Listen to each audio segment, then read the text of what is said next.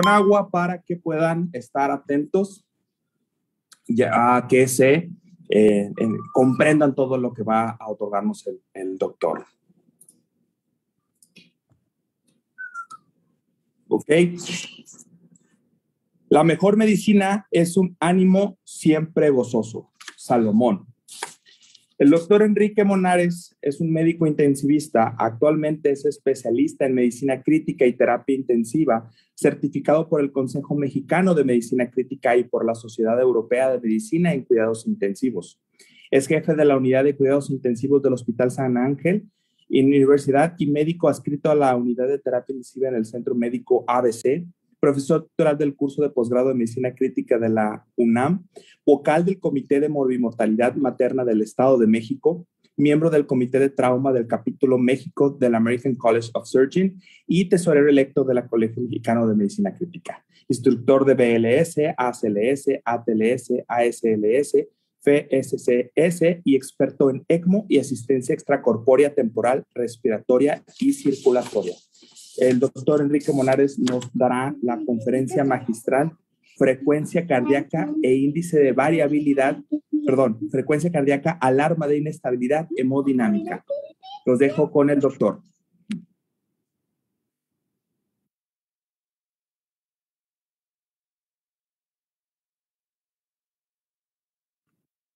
Muchas gracias a todos, muchas gracias por la invitación. Me parece que ya pueden ver mi pantalla y que todos me escuchan. Si no es así, por favor, háganmelo saber.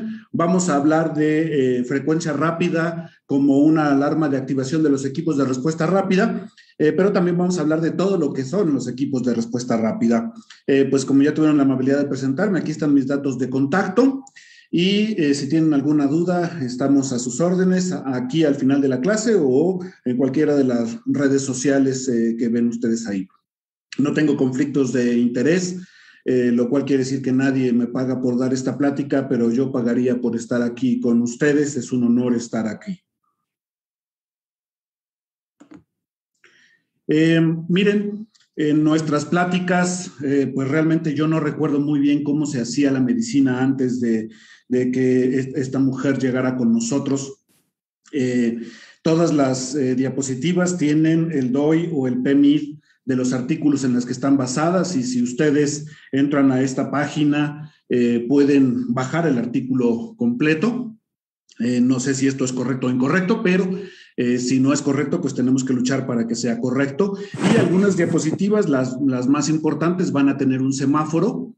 Como lo pueden ver ahí, en verde es algo que tiene un nivel de evidencia muy importante, lo cual quiere decir que la evidencia de que no haga daño y sea de utilidad es muy alta. En amarillo no hay una evidencia tangible de que sea del todo útil, pero al menos hay una evidencia tolerable de que no hace daño. Y en rojo son evidencias que tienen que ser demostradas, que no tenemos suficiente información o que prácticamente sabemos que hacen daño, y es importante que tengamos este conocimiento de lo que puede hacer daño. Los objetivos de esta plática, en la que refiere a equipos de respuesta rápida y frecuencia cardíaca, vamos a definir el problema, vamos a buscar al paciente inestable y vamos a hablar del abordaje inicial con algunas conclusiones personales. El tiempo que dure esta plática, y aun cuando hable más rápido o más lento, esto es invariable, 300 pacientes habrán fallecido por sepsis. Entonces, la sepsis es una emergencia. Cada 4 segundos alguien muere por sepsis. Si se trata dentro de las primeras 4 horas, la posibilidad de supervivencia es superior al 50%, y después de 12 horas la supervivencia baja a un 15%. Insisto, la sepsis es una emergencia como causa de activación de equipos de respuesta rápida, como también lo es la hemorragia o la preeclampsia. Aquí lo que tenemos que saber es cuáles son las urgencias más frecuentes de nuestras instituciones y tener un programa de respuesta rápida para atenderlas a todas. 1 de cada 10 pacientes que decimos que está a salvo dentro de nuestra institución, no lo está. 1 de cada 10 pacientes que están hospitalizados y que decimos que están bien, no lo está. Por supuesto, los 10 pacientes no están en nuestra institución exclusivamente o no están en nuestra guardia, Pero al final, cuando hacemos un estudio retrospectivo, por cada 10 pacientes que estuvieron en todos los hospitales, había un paciente que tenía criterios de gravedad y que no fue identificado. Es aquí donde tenemos que ser insistentes en encontrar a este paciente. Uno de cada 23 pacientes hospitalizados tienen sepsis. Entonces, también esto es una situación. Los 23 pacientes no van a estar en nuestro hospital y no van a estar todos en nuestra guardia o en nuestro turno, pero al final, si los contabilizamos, vamos a encontrar que de todos los pacientes que estuvieron internados en un año en nuestra institución, de 23 pacientes había uno séptico y este paciente no fue diagnosticado con el deterioro en el pronóstico y en la calidad de vida que esto implica. Entonces, no solo es hablar de pacientes sépticos, también pueden ser enfermedades coronarias, también pueden ser alguna otra patología que sea frecuente en nuestro medio. Por eso digo, los equipos de respuesta rápida tienen que individualizarse a las características de la población. No es lo mismo estar en un hospital obstétrico que en uno pediátrico, y a las características de la patología que vemos. No es lo mismo estar en un tercer nivel que en un segundo nivel. 3 de cada 10 pacientes en los que se activa un equipo de respuesta rápida están al final de su vida, y también es muy importante que los equipos de respuesta rápida detecten qué pacientes deben de ser evaluados para un programa paliativo más que para un programa de respuesta rápida, tratando de evitar el encarnizamiento terapéutico. Este es el primer artículo que se publicó en México sobre equipos de respuesta rápida. ¿Podríamos ayudar a apagar los micrófonos de los demás, por favor? Este es el primer artículo de los equipos de respuesta rápida que se publicó en México con pacientes reales, que demostró que en hospitales, incluso hospitales privados, el activar un equipo de respuesta rápida disminuye la mortalidad y los días de estancia en terapia intensiva. El beneficio de los equipos de respuesta rápida es mayor en regiones de bajos recursos. Entre menos recursos tiene el hospital, más beneficio tiene el paciente de que se hagan equipos de respuesta rápida. Y también el beneficio se ve por arriba de los 65 años, por situaciones que tienen que ver directamente con la frecuencia cardíaca que vamos a ver más adelante. Ahora, ya vimos el problema, vamos a buscar al paciente. Y miren, lo primero que nosotros aprendimos, todos nosotros, sin excepción, lo primero que aprendimos en la vida es a interpretar el rostro de la persona que estaba enfrente de nosotros. Papá, mamá, la persona que nos cuidó. Si ese rostro estaba tranquilo y feliz, nosotros nos convertíamos en exploradores y buscábamos la causa de esa felicidad. Si ese rostro reflejaba angustia o miedo, nosotros nos retraíamos y empezábamos a buscar la causa de este miedo. Dentro de muchos años, espero, muchas décadas, lo último que vamos a hacer cada uno de nosotros es voltear a ver el rostro de la persona que está a nuestro lado para ver qué tan preocupados están por nosotros. Nosotros tenemos de manera natural una forma de saber si el rostro de la persona que está enfrente de nosotros es un rostro apacible, es un rostro con dolor, es un rostro con miedo, etcétera, etcétera. Si no nos negamos a ver el rostro de la otra persona por cansancio, por fatiga, por desesperación, si nosotros estamos tranquilos, hemos dormido 8 horas, nos parece que nuestra vida es satisfactoria, no tenemos preocupación por nuestros seres queridos, estamos aquí solo para trabajar. Cuando veamos un rostro de sufrimiento, lo vamos a identificar y vamos a tratar de hacer lo mejor posible por ese paciente. En esta cita que ustedes ven de Critical Care Exploration, se utilizó un sistema de inteligencia artificial, y este sistema, solo con analizar el rostro, identificó qué rostro tiene dolor, qué rostro es suficiente para activar un equipo de respuesta rápida y qué rostro es suficiente para decir este paciente necesita atención por una unidad de cuidados paliativos. Les parece sorprendente el hecho de que una computadora pueda, solo con ver un rostro, decirnos si el paciente tiene dolor, si el paciente se está deteriorando clínicamente o si el paciente se beneficia de que sea interconsultado un equipo de cuidados paliativos. Pero nosotros tenemos para nosotros es un don, para la computadora es un programa, nosotros tenemos ese don. La situación es que muchas cosas en el mundo están tratando de arrebatarnos este don, el cansancio, nuestra propia angustia, etcétera, etcétera. Pero si nosotros vemos con toda sinceridad y con toda tranquilidad el rostro de un paciente, somos capaces de decir quién tiene dolor, quién no está clínicamente bien y quién tal vez necesite una unidad de cuidados paliativos. Entonces, lo primero que yo le digo a los residentes, a toda la persona que quiere escucharme hablando en pláticas de medicina es: vean el rostro de todos sus pacientes de manera rápida y identifiquen el rostro que ustedes creen que debe ser atendido primero, porque muy pocas veces se van a equivocar. Ojalá que al final de nuestra vida, como en la imagen que ven enfrente de ustedes a la derecha de su pantalla, una monja que está en sus últimos minutos de vida, la muerte sea algo que nos encuentre satisfechos y sonriendo. Como pueden ver, los rostros son suficientes para saber quién está plácidamente dormido, aun cuando tenga un tubo endotraqueal, y quién tiene una mirada de desesperación. Y también podemos ver en las manos si alguien está tenso o alguien está relajado. Nunca confunda a un paciente que no se está moviendo con uno que no está sufriendo, y aquí la frecuencia cardíaca tiene mucho que ver. Miren, un colibrí tiene 1.200 latidos por minuto. Pareciera una locura. Su tiempo de vida es de 5 años. Una tortuga tiene 30, 50 latidos por minuto. Su tiempo de vida es de 100 años. Pero los dos van a tener 1.500 millones de latidos a lo largo de toda su vida. El colibrí se lo acabará en 5 años, la tortuga en 100 años. Fisiológicamente hablando, a mayor taquicardia, menor tiempo de vida, incluso en pacientes sanos. La taquicardia en reposo es el augurio de malas noticias. La taquicardia en el ejercicio es necesaria para que sigamos haciendo ejercicio, pero si nosotros estuviéramos perpetuamente en ejercicio y en taquicardia, nuestro tiempo de vida sería muy, muy, muy corto. Pero en reposo, la taquicardia es el augurio de malas noticias. Puede ser una tromboembolia pulmonar, un infarto, sepsis, etcétera, etcétera. Por cada 10 latidos que aumenta la frecuencia cardíaca en reposo, aumenta la mortalidad de los pacientes hospitalizados. Y también es una situación que tiene que ver con la edad. Los pacientes hospitalizados con mayor probabilidad de ser dados de alta y regresar a una vida satisfactoria tienen menos de 65 años y menos de 80 latidos por minuto.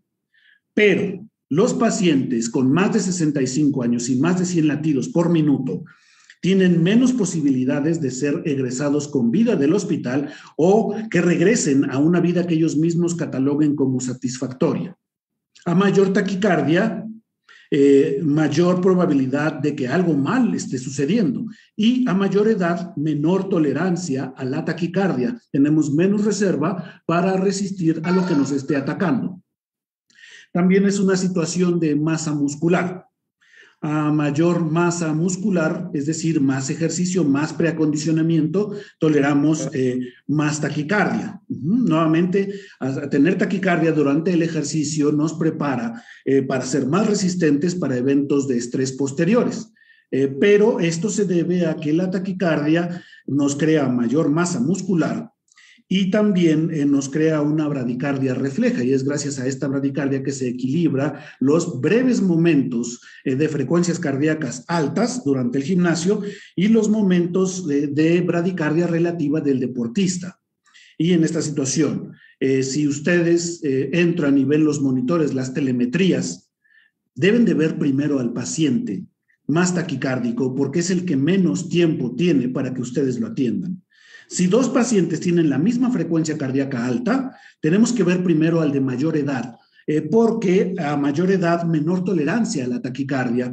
Y si 2 pacientes tienen la misma frecuencia cardíaca a la misma edad, debemos de ver primero al paciente que tiene la menor masa muscular, porque ese paciente es el que menos va a resistir a la taquicardia. Como les digo, la taquicardia también es una situación que tiene que ver con la edad. La frecuencia cardíaca máxima, sabemos, son 220 menos edad. Si utilizamos la fórmula 220 menos edad sobre la frecuencia cardíaca actual, lo multiplicamos por la constante de oxigenación, que es 15, vamos a ver que a mayor edad, menor consumo máximo de oxígeno, y eso nos identifica al paciente que menos puede defenderse de un estado de estrés. No es necesario hacer estos cálculos o memorizar esta fórmula, pero sí tenemos que darnos unos minutos para pensar en ella. A mayor edad, menor tolerancia a la taquicardia, y es menor la posibilidad de que tengamos un consumo de oxígeno adecuado ante niveles de estrés.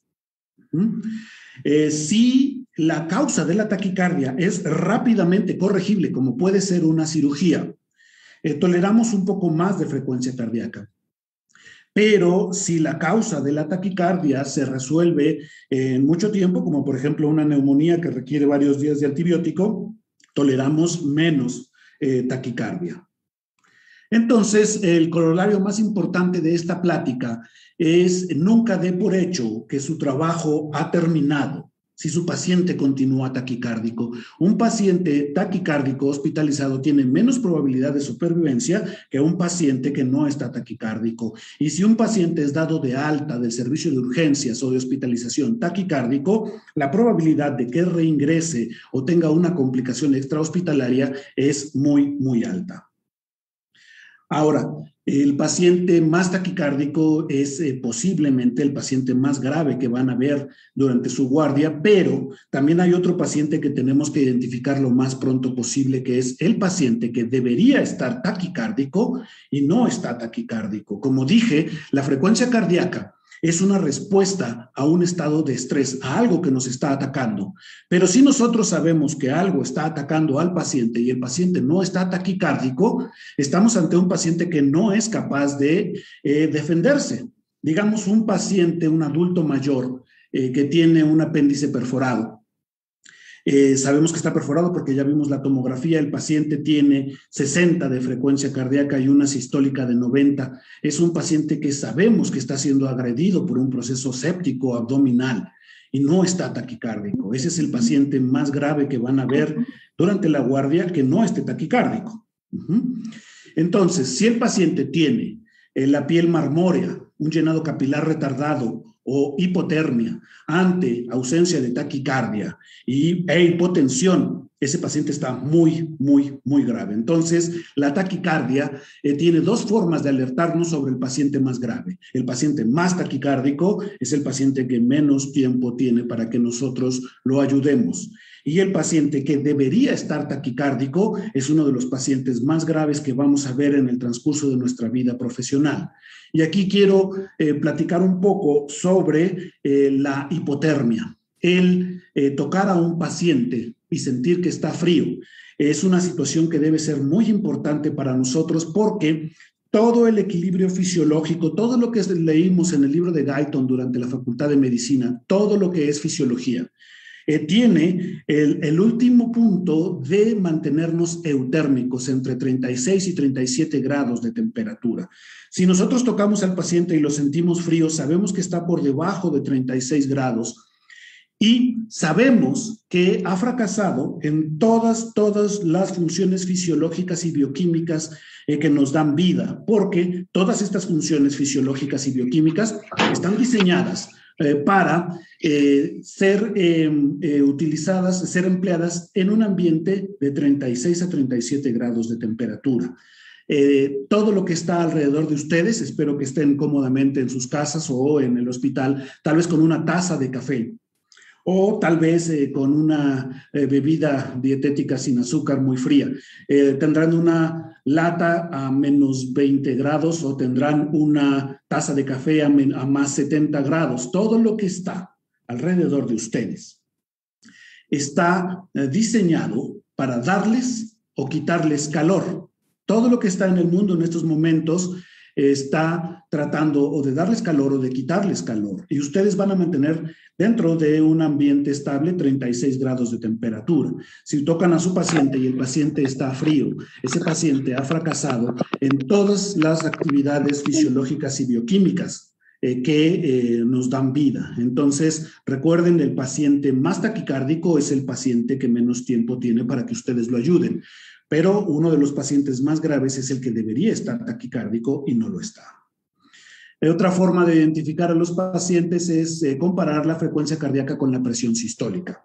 se llama índice de choque. Si el paciente tiene más frecuencia cardíaca que presión sistólica, el paciente tiene algún grado de deterioro hemodinámico. No es necesario una calculadora. Si un paciente tiene más frecuencia cardíaca que presión sistólica, no sé cuánto va a dar la división exacta, pero sí sé que el paciente que tenga más frecuencia cardíaca que presión sistólica tiene algún grado de deterioro hemodinámico. Si la frecuencia cardíaca sobre la presión sistólica nos da más de 1.4, es decir, el paciente tiene muchísima más frecuencia que presión sistólica, el paciente está en choque, acorde a la definición de Collins. Choque es una breve pausa en el acto de morir, y lo que ustedes hagan durante esa pausa es lo que los va a definir como médicos de urgencias o de terapia intensiva. El gasto cardíaco bajo puede ser definido por una frecuencia cardíaca menor de 60 con una sistólica menor de 100 más datos de hipoperfusión, o frecuencia cardíaca menor de 60 más una sistólica menor de 140 con 3 puntos de hipoperfusión: piel fría, piel marmórea, llenado capilar retrasado. Una frecuencia cardíaca entre 100 y 120 con una sistólica mayor de 140 con puntos de hipoperfusión también nos va a definir un gasto cardíaco bajo. La situación por la que no somos tan buenos clínicamente para definir si un paciente tiene gasto cardíaco alto o bajo es porque damos por hecho que todo iría en base a taquicardia e hipotensión. Y tenemos que hablar de frecuencia cardíaca inapropiada, muy alta o muy baja, presión sistólica inapropiada, muy alta, muy baja, y o datos de hipoperfusión, llenado capilar retardado, piel fría y marmórea. Recientemente descrito, el índice diastólico de choque compara la frecuencia cardíaca con la presión diastólica. Si la presión diastólica es el doble de la frecuencia cardíaca, es posible que el tiempo de llenado diastólico no sea suficiente para mantener la perfusión de órganos que dependen de la irrigación diastólica para perfundir, como son el cerebro, las coronarias y los riñones. Entonces, un paciente que tenga una frecuencia cardíaca del doble de la presión diastólica, es posible que su riñón tenga cierto grado de hipoperfusión y es tal vez el inicio de que veamos un paciente que se está poniendo oligúrico, un índice diastólico de choque muy elevado podría decirnos que tal vez esta oliguria se deba a hipoperfusión renal. Esta es una teoría muy interesante, fisiológicamente hace mucho sentido, pero tenemos que corroborarla en nuevos estudios.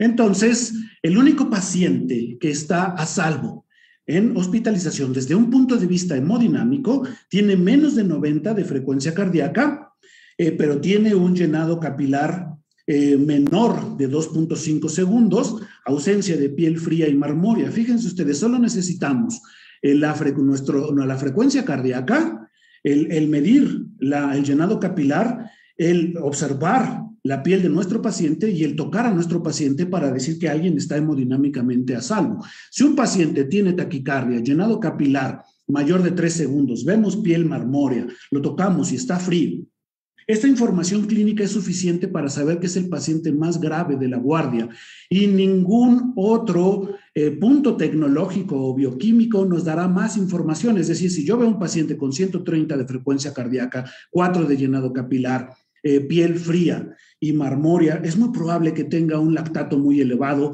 o que el ultrasonido nos dé algún otro dato de alarma, pero bueno, son complementarios, pero ya con esto sabemos que estamos ante un paciente muy grave. Tenemos que establecer si este paciente, si el índice diastólico de choque también nos va a ayudar a detectar a este tipo de pacientes. Y por último, los datos clínicos de hipoperfusión, la piel fría y marmórea, el llenado capilar retardado en un paciente sin taquicardia. Eso también debe de sospechar, debe de alertarnos de que el paciente está muy grave, especialmente en presencia de hipotensión. Una forma rápida de ver esto de los equipos de respuesta rápida es ver cuánto necesitamos de oxígeno suplementario, puntas nasales, máscara reservorio, etcétera, etcétera, para que nuestro paciente sature 95%. Si nosotros vemos un paciente que con oxígeno al aire ambiente, el 21% que estamos respirando todos nosotros en este momento, llega a más de 95, es un paciente que tiene una adecuada función pulmonar. Si necesita una mascarilla reservorio para llegar a 95, ese paciente no está bien, aunque digamos que tiene 95 de saturación.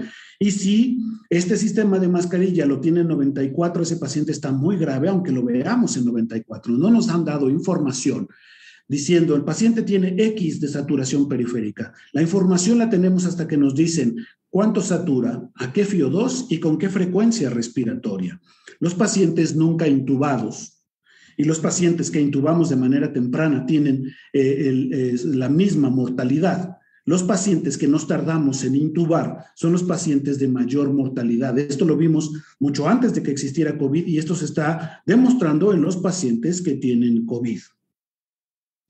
El paciente nunca intubado y el paciente con intubación temprana se parecen un poco, tienen una SAFI, saturación sobre FiO2. Los pacientes nunca intubados y los de intubación temprana son muy diferentes. Los de intubación temprana tienen una SAFI muy baja, los de intubación, los nunca intubados tienen una SAFI muy alta, 212 contra 160. Pero el nunca intubado y el de intubación tardía están en una zona gris, se parecen mucho y lo que desempata es la situación clínica, la ausencia de disnea y la presencia de trabajo respiratorio aumentado. Entonces, SAFI, saturación sobre FiO2, menos de 170 es un paciente con algún grado grave de hipoxia, 171 a 324 es una zona gris y tenemos que desempatarla con los datos clínicos. En este caso, la frecuencia cardíaca. El paciente con una SAFI entre 171 y 324 que no está sometido a estrés es muy probable que no tenga una frecuencia cardíaca elevada, mientras que el paciente que está entre 171 y 324 tiene en presencia de taquicardia, tiene un grado de distrés respiratorio. Los pacientes arriba de 325 no tienen componentes respiratorios. Entonces el IROX, saturación sobre FiO2 sobre frecuencia respiratoria. Y si tenemos que desempatar en la zona amarilla, los diferenciamos en pacientes taquicárdicos y no taquicárdicos. Los pacientes taquicárdicos deberían pasar a la zona de riesgo. Los pacientes no taquicárdicos podríamos considerar que siguen en una zona gris de riesgo.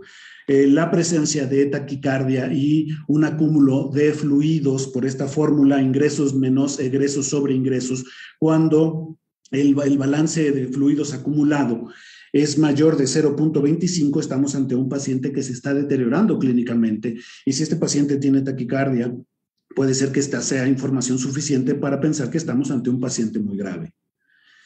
El QSOFA recientemente ha sido cuestionado en las nuevas guías de la campaña Sobreviviendo a la Sepsis. Pero tienen que entender una cosa, está siendo cuestionado como una herramienta para identificar a los pacientes sépticos. Sigue siendo una herramienta muy valiosa para identificar qué paciente está muy grave, sepsis o no sepsis. Un paciente cuya respuesta verbal no es orientada de manera súbita es un paciente que está muy grave o por una condición neurológica o por un deterioro hemodinámico muy severo. Un paciente taquipneico es un paciente que está grave y un paciente con una sistólica menor de 100 es un paciente que está grave. Esto es lo que tenemos que enseñarle a todos los médicos internos, estudiantes de medicina, identificación de pacientes que tengan 2 puntos de QSOFA. No sabemos si están sépticos, pero sabemos que están graves. Este es el primer artículo que publicamos nosotros sobre el análisis del QSOFA, donde también se demostró que si no hacemos caso al QSOFA, terminamos en un 40% en lo que llaman fallo en el rescate, que tiene implicaciones de pronóstico para la sobrevida y el ingreso no planeado a terapia intensiva y más días de estancia. Si empezamos a hacer fenotipos, QSOFAs específicos como el QSOFA hepático o el QSOFA obstétrico, empezamos a detectar pacientes de manera correcta, respuesta verbal no orientada, frecuencia respiratoria mayor de 25 para la paciente embarazada y una sistólica menor de 90. Otro de las descripciones es el índice de super SIRS, una superinflamación, un Superman malo, por eso vemos aquí a Bizarro. ¿Y qué es lo que nos da la palabra super? La frecuencia cardíaca. Si se dan ustedes cuenta, esto es prácticamente lo mismo que hemos visto antes. El estado mental alterado, la taquipnea, la hipotensión, pero ahora vienen 2 de los elementos que hemos hablado mucho. La temperatura menor de 36. es otro punto que debe de alertarnos de la gravedad de los pacientes, y lo que da el término súper es la frecuencia cardíaca. Taquicardia, más alguno de los datos anteriores que hemos visto, es suficiente para hablar de un paciente que está muy, muy grave. En la reanimación inicial, la gasometría periférica es suficiente.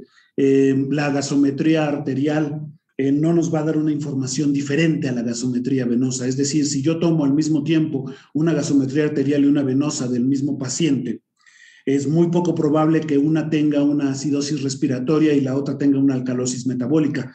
No son los datos, los valores iguales, pero sí nos pueden hacer los diagnósticos iniciales iguales.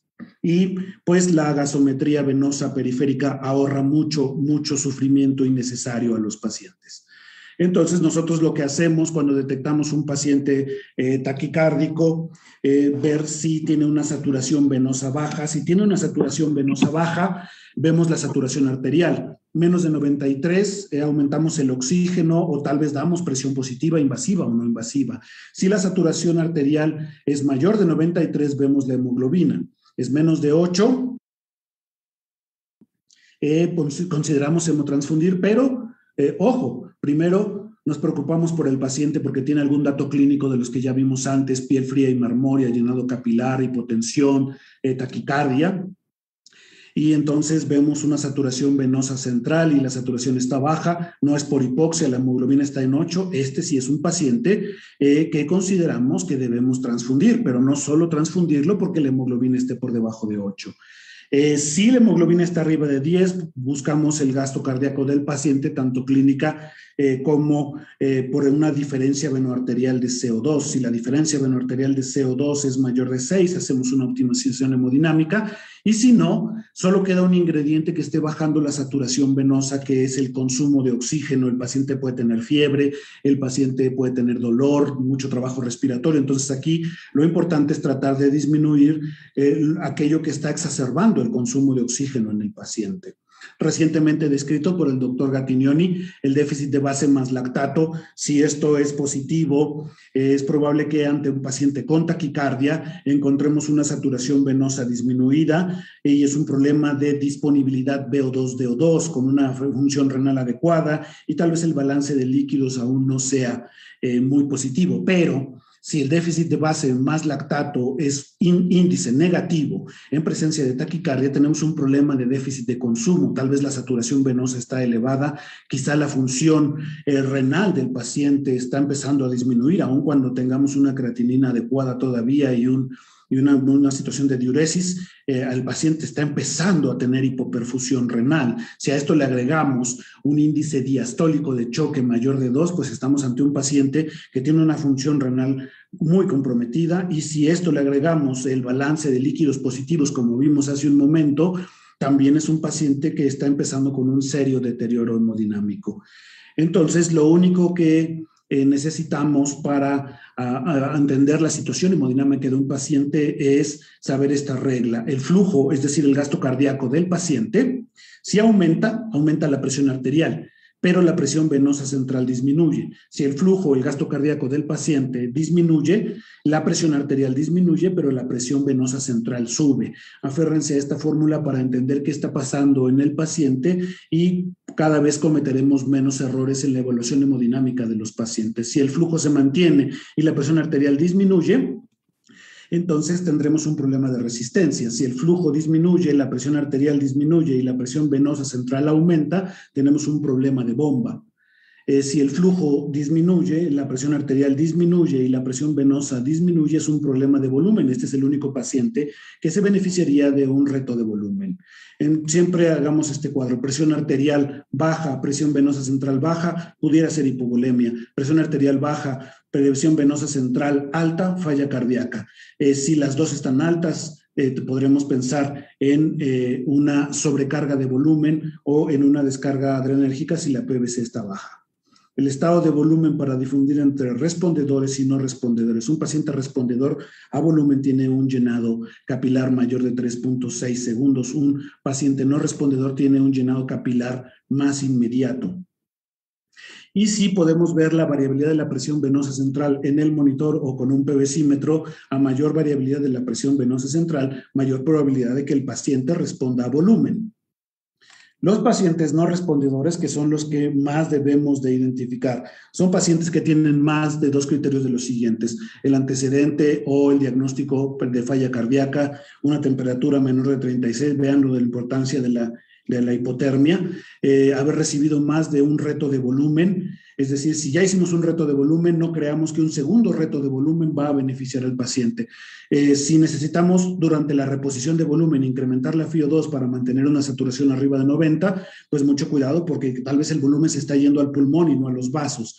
Más de 2 mediciones del lactato mayor de 4 micromoles. El lactato es un buen indicador de que debemos de reanimar al paciente, pero un lactato perpetuamente elevado es una indicación de que no lo estamos reanimando de manera adecuada. Y recuerden que hay algunos pacientes que necesitan reanimarse disminuyendo su volumen intravascular sobrecargado.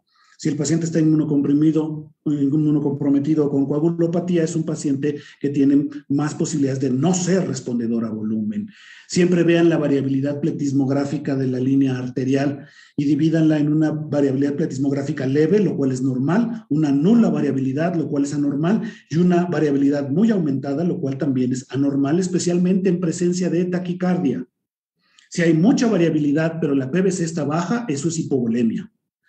Y también podemos ver que en la línea pletismográfica se divide el pico sistólico y la onda refleja, se separan en presencia de hipovolemia. Vean estos pacientes como pareciera que tienen 2 ondas. Este es un reflejo que presentan los pacientes hipovolémicos en presencia de taquicardia. Por otro lado, si la variabilidad está presente de manera muy aumentada, pero la PVC está alta, tenemos que pensar que el paciente tiene un choque obstructivo. Mucho cuidado, la variabilidad no es solo presencia de hipovolemia, también puede ser una variabilidad extrema, puede ser un choque obstructivo como este caso, que es un taponamiento cardíaco. Y también puede ser un esfuerzo respiratorio muy, muy excesivo. Como lo pueden ver aquí, es el esfuerzo respiratorio lo que cambia la variabilidad. Variabilidad alta, PVC alta, presión arterial sistólica y diastólica bajas. Hay que ver que no sea una falla de ventrículo derecho. Si hay nula variabilidad, el paciente puede tener falla ventricular o sobrecarga de líquidos. Entonces vean cómo a mayor hipovolemia, mayor variabilidad. Podemos ver el índice de resistencias a través de la línea pletismográfica. Una línea pletismográfica nivel 4 habla de vasodilatación. Aquí estamos viendo una línea pletismográfica que habla de vasoconstricción. Entonces siempre los pacientes al término de reanimación, si continúan taquicárdicos y tienen más de 16% de variabilidad, vean la PVC para ver si están en falla derecha o hipovolemia. Este es el algoritmo que nosotros utilizamos para hablar del abordaje de choque. Inicia con un paciente con presencia de taquicardia o que debería tener taquicardia. Después analizamos la línea pletismográfica y en base a ella tomamos resoluciones junto con la presión venosa central. Esta es la hoja que nosotros utilizamos para buscar si el paciente debe ser reanimado o no, acorde a cada una de las características. Y por resumen, la regla más importante de la hemodinamia: a mayor flujo, es decir, más gasto cardíaco, la presión arterial sube, pero la presión venosa central baja. Si el gasto cardíaco baja, la presión baja, pero la presión venosa central sube. La taquicardia en reposo es el auguro de malas noticias. Evalúe primero al paciente más taquicárdico, de mayor edad o de menor masa muscular, y nunca dé por hecho que su trabajo ha terminado si el paciente continúa taquicárdico. No solo se trata de sobrevivir, se trata de estar orgullosos de que hayamos sobrevivido. Y recuerden que el éxito es aprender de ir de fracaso en fracaso sin desesperarse. Muchísimas gracias por su atención y espero que haya muchas preguntas. Muchísimas gracias, doctor.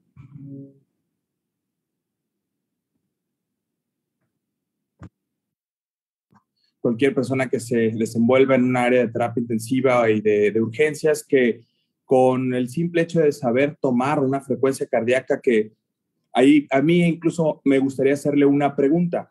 Es importante la forma de cómo se toman los signos vitales, que a veces confiamos más en los aparatos que en nuestros propios instrumentos manuales. Entonces, hay veces que tomamos el pulso y no tomamos la frecuencia cardíaca con estetos, y siempre puede haber una variabilidad en eso, o una variante en eso, y no darnos una confusión. No siempre estar confiando en el monitor y tomarle la frecuencia cardíaca. La pregunta sería si ustedes en los pases de visita toman la frecuencia cardíaca del paciente directo o confían muchas veces en lo que los aparatos lo arrojan. Mira, yo aquí tengo una forma muy particular de hacerlo y que siempre trato que las personas que quieren escucharme lo entiendan para que lo ejecuten siempre. Yo siempre toco el pulso del paciente, primero porque al paciente que está despierto y tal vez al que está dormido le da mucha tranquilidad que le toquen la mano, que se vuelva a sentir humano. Tocamos el pulso. Si el pulso radial es fácilmente palpable, pues sabemos que el paciente tiene una sistólica por arriba de 80, algo que tal vez haga que el cerebro siga perfundiendo, que aguante un poco más. Y también podemos ser subjetivamente, en una apreciación subjetiva de si va muy rápido, muy lento o pareciera que va bien. Entonces, la identificación de si el paciente pareciera ir muy rápido, pareciera ir muy lento o pareciera estar bien, junto con un pulso radial fácilmente palpable, para mí son del inicio de la exploración, junto con una respuesta verbal adecuada. Después de eso, yo volteo a ver al monitor.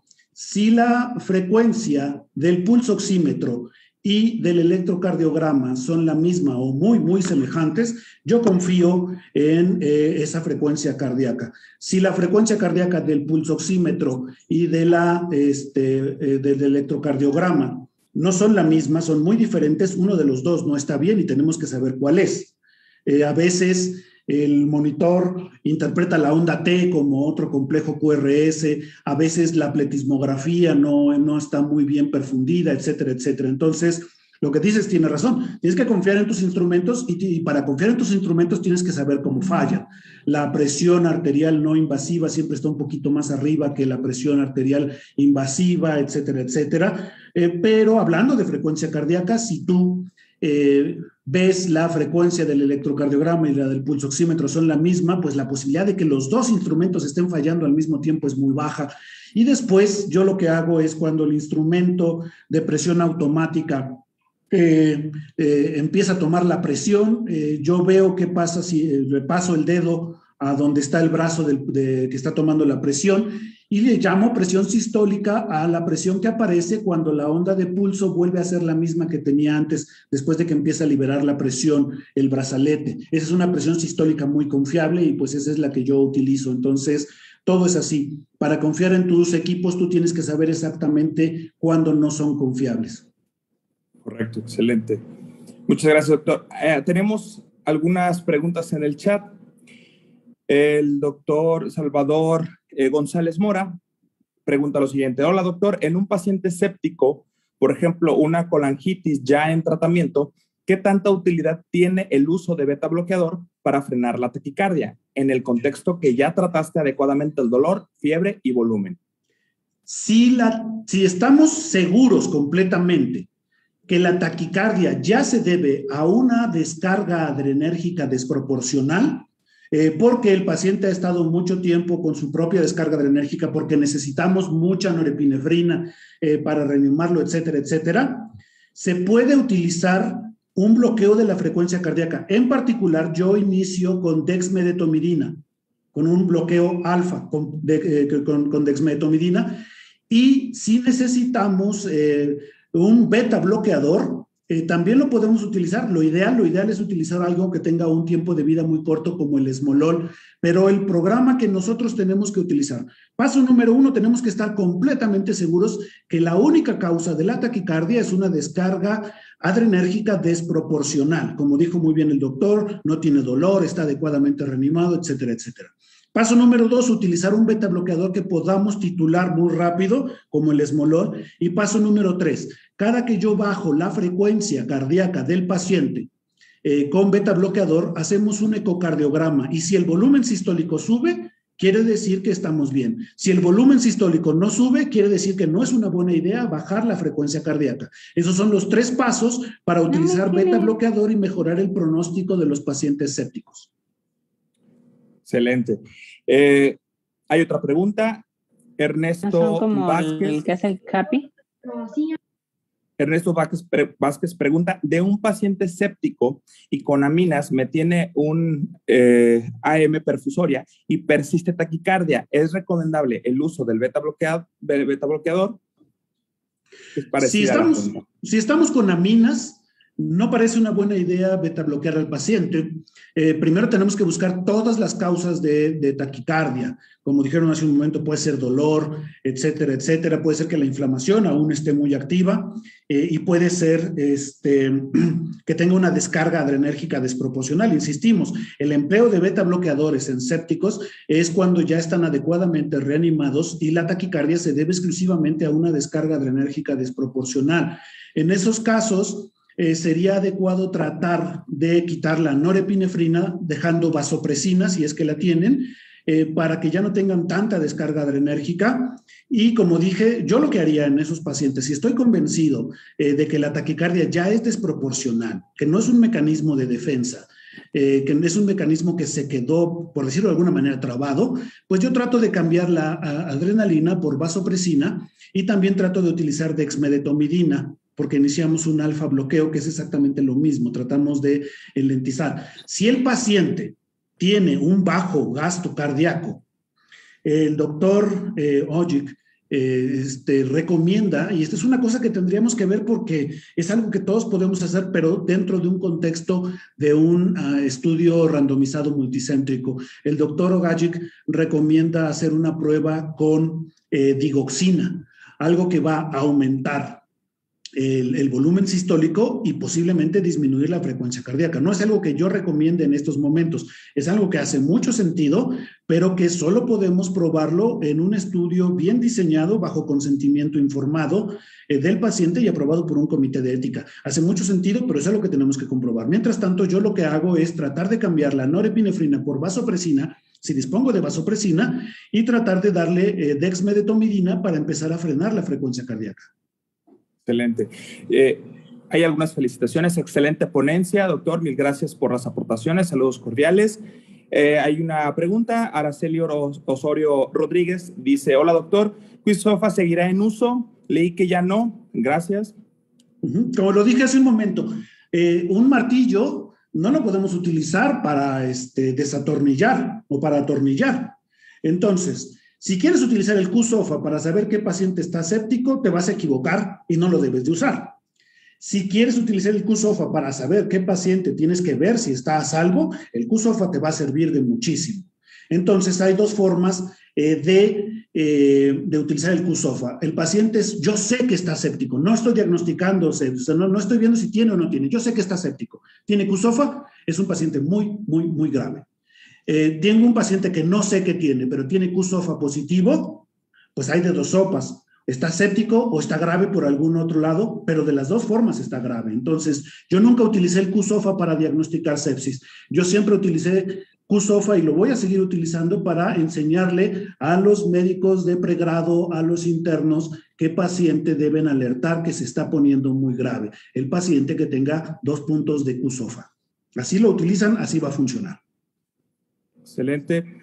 Tenemos algunas otras felicitaciones. Henry Tobar menciona excelente ponencia, doctor. Sara Santiago, excelente tema, felicidades.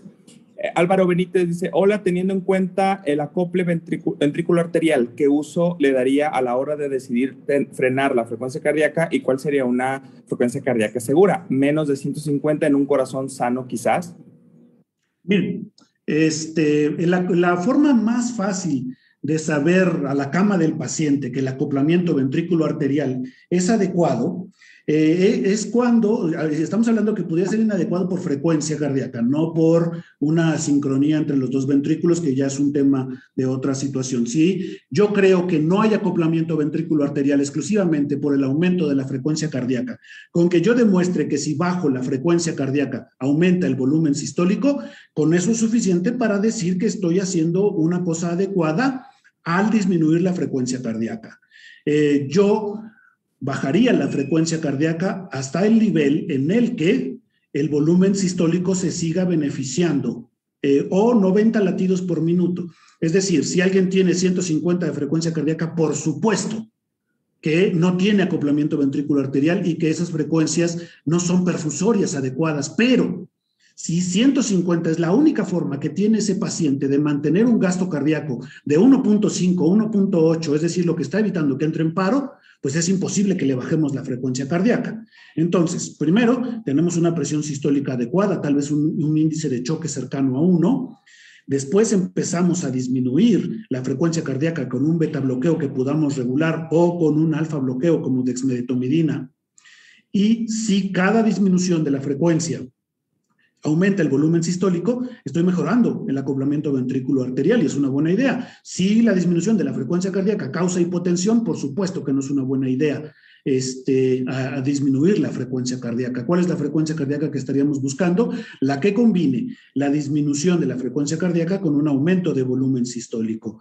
No aumenta el volumen sistólico, la única forma que tiene el paciente de defenderse es taquicardia y no la puedo disminuir. Aumenta el volumen sistólico con la disminución de la frecuencia cardíaca, estoy mejorando el acoplamiento ventrículo arterial y es posible que al paciente le vaya bien. Es una cosa que hace mucho sentido fisiológico, pero que todavía tenemos que demostrar en estudios randomizados controlados. Excelente. Una última pregunta. Menciona Rodrigo que hay del uso de dexmedetomidina contra ibravadina para frenar la frecuencia cardíaca desproporcional.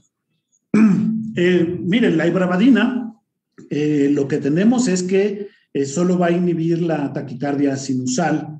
Entonces, una taquicardia refleja, una taquicardia de un paciente que se está defendiendo como último recurso, es probable que no sea inhibida por la ibravadina. Entonces, por ese sentido, utilizar ibravadina pareciera una buena idea. El único problema son dos. Uno, tenemos que ver que el paciente tenga una absorción intestinal, es decir, ya no puede estar tan hipoperfundido.